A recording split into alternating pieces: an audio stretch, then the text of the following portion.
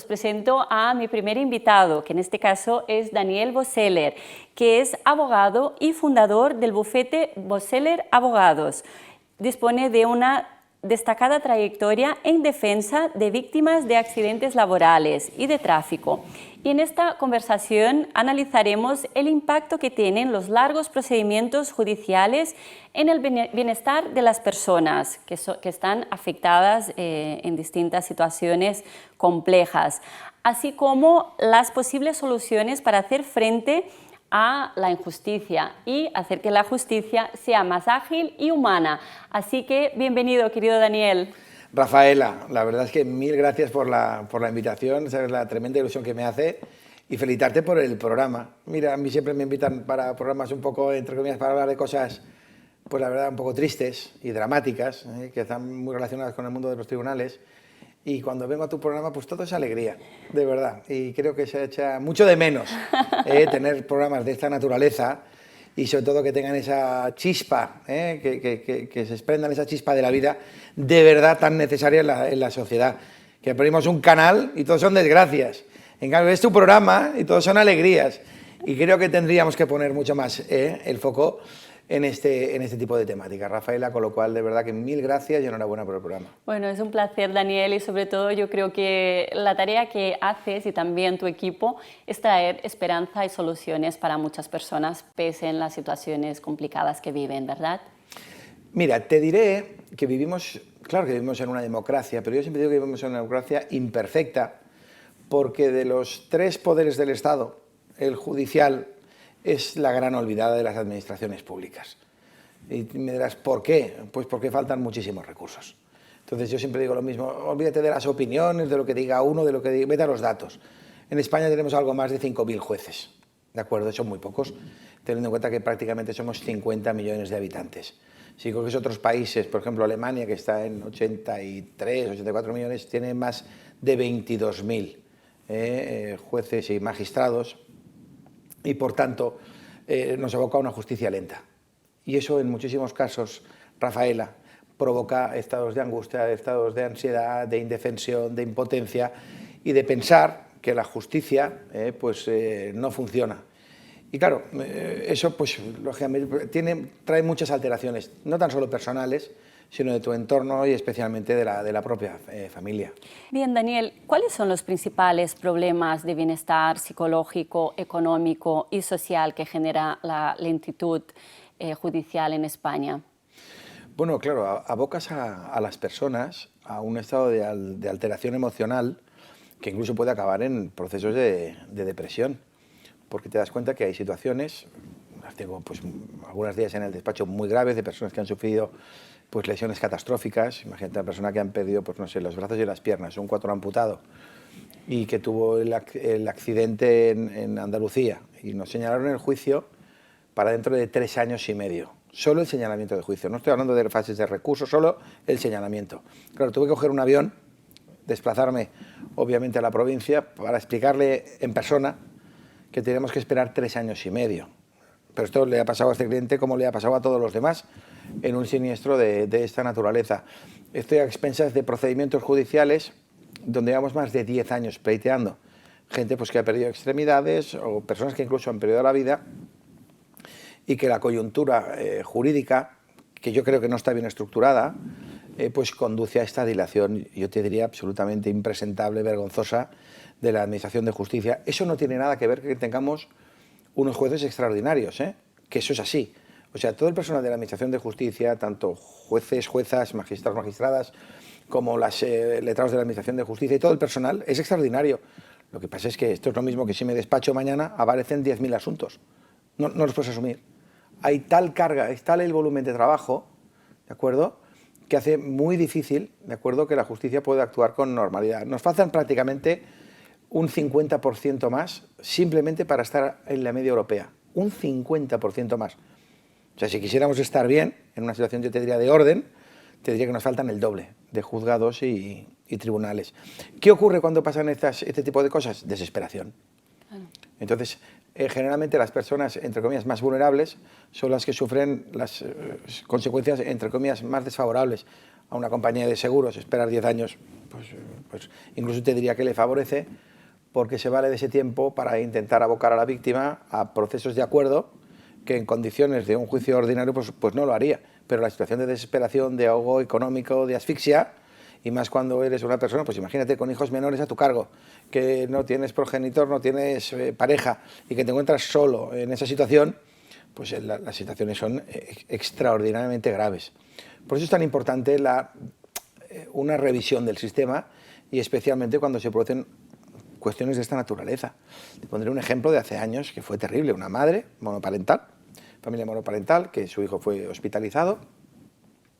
Esto pasó aquí en Ciutat Bella, y cuando sale del hospital al cabo del tercer día le habían ocupado su casa, su piso, con su hipoteca, pagando.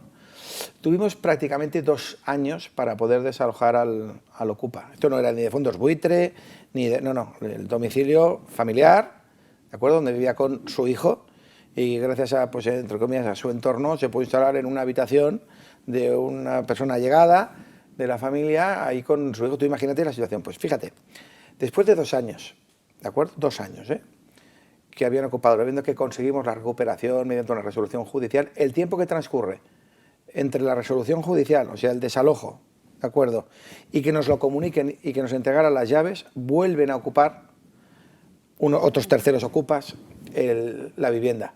Eso abocó, obviamente, que acudiéramos al juez de guardia. Cuando se explicó todo esto, los medios de comunicación ya pusieron todos el grito en el cielo, pues lógicamente pues tuvieron que acudir los Mossos de Escuadra, que acabaron con varios detenidos. Pero tú imagínate el drama de esta madre, el drama de este hijo, que de manera absolutamente gratuita se ven expulsados de su casa con un atentado directo a la propiedad privada, a su bienestar, que mayor bienestar que el de tu casa. Claro. El de tu, obviamente, donde tú ejerces, mira, yo te diría la libertad. La expresión íntima de la libertad la ejerces en tu casa. ¿Cómo pueden haber atentados de esta naturaleza? Y yo te diría, pues la macabra, o te diría esta promiscua situación jurídica de esperar tantísimo tiempo para poder rehacer el derecho. Claro. ¿De acuerdo? Yo te diría, curar una injusticia. Vamos a ponerlo con estos parches de sanidad, de curar una injusticia. Pero esto nos lo encontramos prácticamente a diario. Por eso hay este pensamiento tan negativo, pero no es porque tengamos, y lo digo públicamente, porque tenemos unos jueces de verdad extraordinarios, pero que están sobresaturados de trabajo y no pueden hacer frente a tal volumen bestial, ingente de trabajo. Bueno, has mencionado ya 2 situaciones bastante dramáticas. Eres conocedor porque eres una persona muy humana, ya incluso lo que has comentado, ¿no?, que coger un avión para explicar una sentencia determinada a un cliente de vuestro bufete, a una víctima. Como eres tan conocedor, ¿cómo consideras que es el impacto de esta demora, sobre todo en el caso de las indemnizaciones, en las familias y también en los afectados? ¿Cómo les afecta directamente? Se vive con mucha impotencia, Rafaela, porque es David contra Goliat.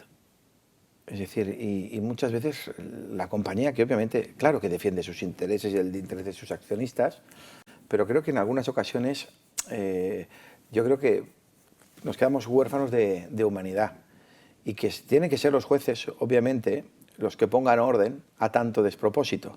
Y fíjate que la mayoría de estas cuestiones acaban abocadas siempre a un procedimiento judicial, que generalmente acaba con una sentencia absolutamente favorable a los intereses de la víctima, pero que el transcurso del tiempo ha abocado a una situación, yo te diría, de defenestración personal y humana, pero de defenestración, ¿de acuerdo? El proceso de sufrimiento, y que luego una persona no puede empezar el duelo.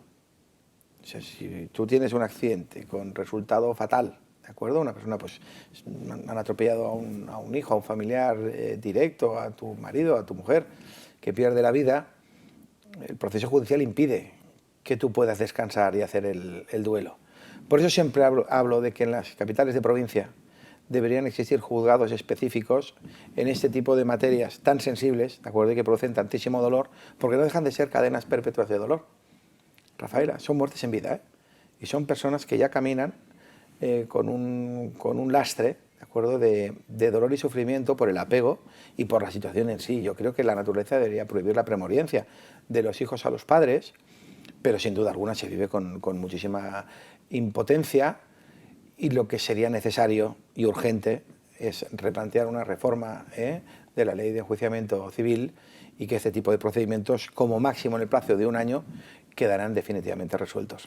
Sin duda. ¿Y qué medidas legales o alternativas podrían agilizar los procesos de indemnización y reducir, por ejemplo, su impacto en el bienestar tanto de la víctima como de sus familiares? Esta pregunta es muy interesante y la verdad que has puesto el dedo en la llaga. Es decir, fíjate, en el tema laboral hay ese espacio de conciliación, el CEMAC, de toda la vida el SMAC, donde las partes nos intentamos poner de acuerdo para alcanzar una solución pactada y resolver el conflicto. Yo creo que algo semejante debería existir, ¿de acuerdo? Como un organismo, un centro de conciliación que pudiera, entre comillas, acercar de una manera, yo te diría, activa, ese acercamiento activo, sin prejuzgar a las partes para poder alcanzar un acuerdo. Pero para eso tiene que haber voluntad, ¿de acuerdo? Ahora ha habido una nueva reforma en la ley de enjuiciamiento civil, que es esta ley de medidas de impulso procesal para fomentar la mediación, ¿de acuerdo?, en los conflictos civiles. Yo creo que esto al final acabará abordándose prácticamente en todas las materias que afectan al derecho, pero vamos a ver qué eficacia tiene. Fíjate, siempre hablo, cuando encuentro un juez que es conciliador, yo lo agradezco muchísimo porque acerca, especialmente en una frase que se llama la audiencia previa, que acerca a las partes a llegar a un acuerdo.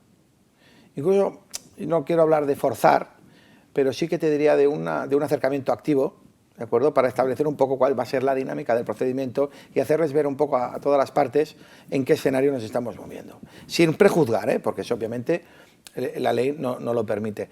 Y entonces, este tipo de magistrados y magistradas que hacen yo te diría, este plus de actividad, tienen un nivel de resolución de conflictos y de agilidad procesal que en los tiempos que corren yo estoy ultra agradecido, porque finalizamos una controversia que quizás se nos extiende pues una media de entre 5 y 10 años. Tú piensas que ahora mismo la Audiencia de Barcelona tiene un plazo estimado para resolver un recurso de 2 años y medio. Solo la estimación de un recurso, que luego, dependiendo de la cuantía y de la gravedad, puede acceder obviamente en casación a otra instancia, que es el Tribunal Supremo, y ahí nos podríamos tirar pues entre 3 y 5 años más. Es desesperante, sin duda, Daniel. Es muy frustrante, sí, y especialmente cuando son causas que afectan a la intimidad de las personas de una manera tan potente como puede ser la pérdida de un familiar, la pérdida de un hijo o un accidente laboral. Rafaela, que tenemos miles de accidentes laborales con resultado pues muy preocupante, ¿de acuerdo?, con lesiones que yo denomino pues que son catastróficas. Bueno, Daniel, aparte del consejo de disponer de un buen abogado y de un buen equipo legal, ¿qué otro consejo podrías dar a las personas que son víctimas de un accidente o de cualquier situación legal que están esperando actualmente una resolución judicial y que evidentemente están sufriendo todas estas circunstancias y problemas que acabas de explicarnos? Lo primero que te tengo que decir es paciencia, porque con este escenario y con las herramientas que tenemos, pues lo primero que tengo que poner encima de la mesa es paciencia. Es muy triste que yo, por ejemplo, en cuestiones de negligencias médicas, con todo mi cariño, obviamente al colectivo médico que hace una labor extraordinaria, pero como en todos los campos, pues se cometen errores, y a veces pues errores que son muy graves. Estos tipos de procedimientos se nos pueden alargar hasta 10 años, ¿de acuerdo? Con lo cual, lo primero que haces es armar al cliente psicológicamente que nos vamos a enfrentar a un proceso que se va a diferir bastante en el tiempo y hemos de estar preparados para ello. Eso también nos aboca en muchas ocasiones a intentar fomentar los pactos. Yo creo que el futuro ahora mismo de la justicia, ¿de acuerdo?, pasa por el acercamiento y por el pactar. Aquel famoso dicho, ¿no?, más vale un mal acuerdo que el mejor de los pleitos. Yo siempre digo lo mismo, mientras los pactos sean equilibrados, Rafaela, mientras haya justicia y esté en equilibrio, los pactos son muy buenos, ¿de acuerdo? Porque a veces los egos, si te das cuenta, especialmente eso lo ves mucho en derecho matrimonial, el querer tener razón. Yo siempre le digo al cliente, ¿tú qué quieres? ¿Ser feliz o tener razón? Porque yo prefiero 1000 veces que seas feliz, Pero a veces nos empecinamos por cuestiones que van más allá por el ego personal. No, no, esto es por mi honor y no sé qué. Bueno, que está muy bien tu honor y todo eso, pero vamos a ser un poquito más pragmáticos, ¿de acuerdo? Y vamos a abordar una cosa que para mí es la más importante de la vida, Rafaela, y se llama tranquilidad. Sin duda, Tener Daniel. un espacio de paz y tranquilidad. Bueno, ya para finalizar, Daniel, ¿cuál sería tu consejo de hoy para vivir bien? Uy, mira, para mí es muy sencillo, creo que lo digo siempre, es que le pongas un filtro a tu vida bajo un lema que me enseñó mi padre, que era la vida es maravillosa. Ya sabemos que la vida es muy complicada, que nos pasan cosas que son terribles, porque en la vida pasan cosas, ¿de acuerdo? Pero todo lo vas a poder medir y calibrar con el espejo, con el filtro que le pongas. Entonces, si le pones un filtro de la vida es maravillosa, de la vida es bella, de vivir bien, a todo lo que hagas, si huyes de la conflictividad, te rodeas de cosas, de personas positivas, te alejas de la toxicidad, es imposible que te vaya mal. Es muy difícil que te vaya mal, pero ponle un filtro en positivo a tu vida. Ese sería mi consejo. Bueno, querido Daniel, ha sido un placer. Como siempre, es tan breve el programa y Pero las entrevistas, pero es un momento bonito para nosotros muy enriquecedor hablar contigo. Así que, nada, te invito a que vuelvas con otros temas y que puedas instruir más a nuestra audiencia sobre temas legales y cómo afrontar estas situaciones con un poco más de resiliencia y paciencia, como has comentado también. Rafaela, mil gracias a ti. Y si tú me dices ven, pues aquí estaré, sin duda alguna. Muchísimas gracias. Gracias a ti.